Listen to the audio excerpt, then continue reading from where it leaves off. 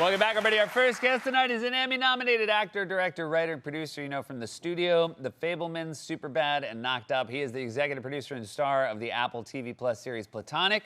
New episodes of Season 2 stream Wednesdays. Let's take a look. I have a crush on somebody. What? I have a crush on somebody. What the hell are you trying to tell me? What, are you having an No, affair? no, What are you telling me? I'm not. No, I'm just, it's an innocent crush. That's all I'm telling you. I have an innocent crush on it. Have you never had a crush on somebody before? Yeah, when I was a child. Well, when I there was you like go. 10 You years know old. what it's like. That's what I got. I got one of those, understand. okay? What do you mean? Is No, this, it's is just, this, no. is this gonna blow everything No, up? Okay. it's just an okay. innocent, it's a I don't small want to hear little about it. Well, I can't keep these feelings locked inside me. Yes, you can. That's marriage. Just lock it up. Shut it down. Just bury it. I told you. Too late. What's wrong with you? Forget Look, you know about what? this I shouldn't have person. said anything because it was a joke. What? I never said anything. I never brought this up. This never happened. Still here? Hey, Oh my God. sweetie. What's up? Please welcome back to the show our friend Seth Rogen.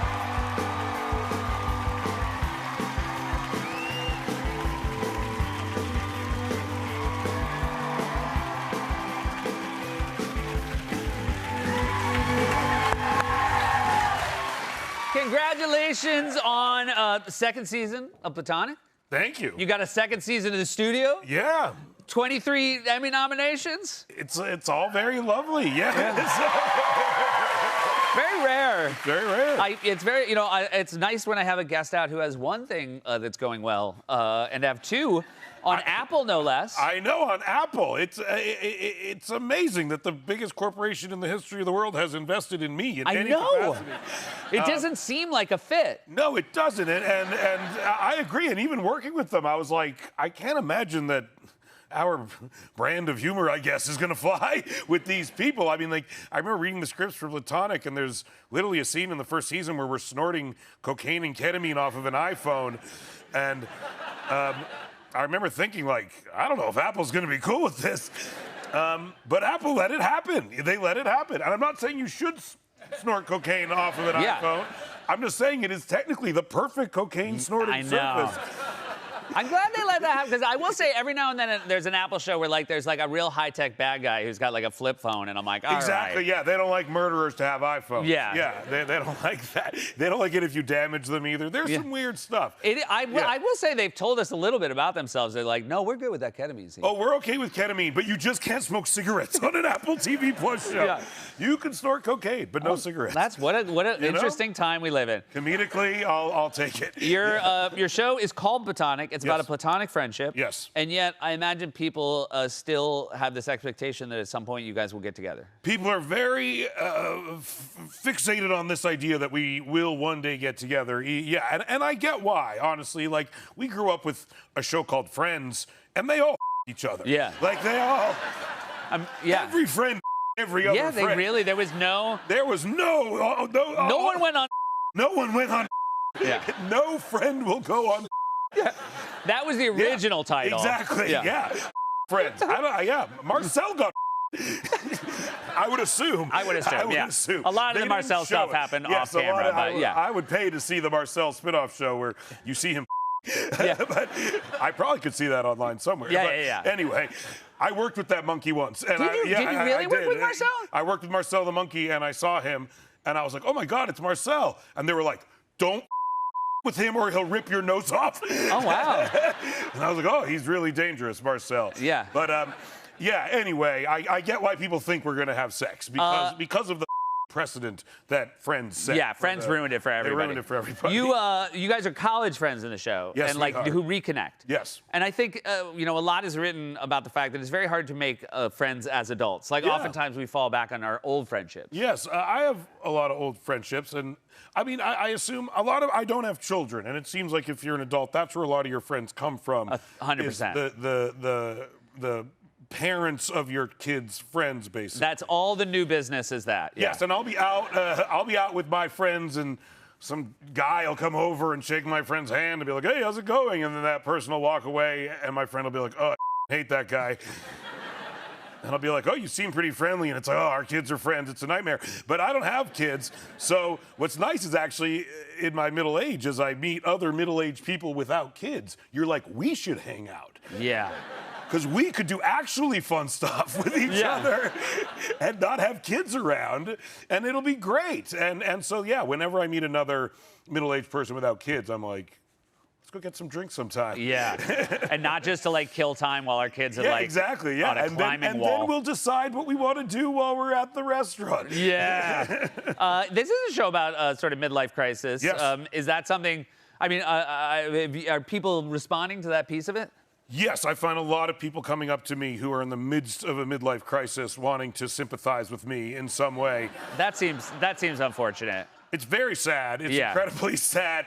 And like on the show, because you're like, I'm not having a midlife. I'm crushing it. Well, I think I'm on my third midlife crisis. Yeah. So I don't know what that means. I will say, like, you were like from the minute we first met you, you did project as an old soul. So I would imagine you could like at 19, you were like, I'm having it. It's coming on. I literally did. Yeah. No, I've had many a midlife crisis. So I'm a little bored by the average person's midlife crisis. But yeah, I'll meet a lot. Like on the show, I'm divorced and I start dating a younger woman, and then later realize it's pathetic, and so I stop. But I'll have a lot of guys come up to me who just haven't got to that part of the show yet, and they're like, hey, I'm dating a younger woman, and all my friends think it's lame, but I'm watching your show, and I see that it's cool. And I'm like, I'm just like, wait a few episodes. It's not. You'll see it's not cool. You'll get there. Yeah. It's like literally going up to Walter White and being like, I'm cooking meth now. Yeah, I started. I watched the first couple episodes. It's going great. It's going great for you. Yeah, it's amazing. Your character in the show does not, it takes place in LA. You do not, the character does not like delivery robots, which are a thing that happened in LA that really is not taking off here in New York City. No, and honestly, you guys, in LA we have these, they're kind of the size of a small refrigerator, and they have wheels, and they're these robots that are driving around the city delivering food, and they're everywhere. And then I got to New York, and they're not here. And I was like, what a badge of honor for the city of New York is that, like, the people who make those robots clearly tested them here, and the people of New York with them to the point that they were like, we can't have these here. They won't work in this city. And it makes me disappointed in the people of LA that we did not with them to the point that they discontinued. And we should be destroying these things whenever we see them.